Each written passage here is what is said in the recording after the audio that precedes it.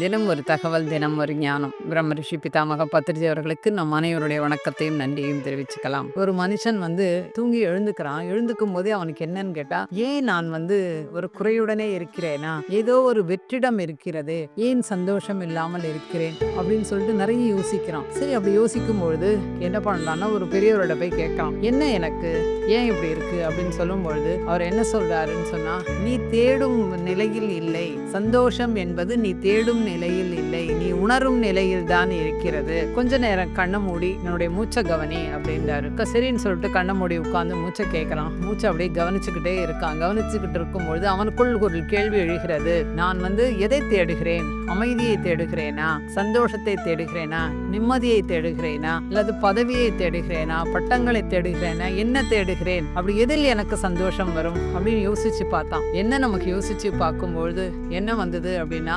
சந்தோஷம் என்பது ஒரு முடிவு இல்லை, முடிவு எடுப்பது அப்படின்ற ஒரு புரிதல் வந்தது. என்னன்னு கேட்டா, நம்மளா ஒரு முடிவு பண்ணிக்கிறோம், இது கிடைச்சாதான் சந்தோஷம்னு. சந்தோஷமாக இருப்பதற்கு அப்படின்னு சொன்னா ஒப்பிட்டு பார்த்தலை தவிர்க்கலாம், நிறைய நேரம் தியானம் செய்யலாம், மற்றவர்களை பற்றி நாம் பேசுவதை தவிர்க்கலாம், நம்மளுடைய குணங்களை மாற்றிக்கொள்ளலாம்.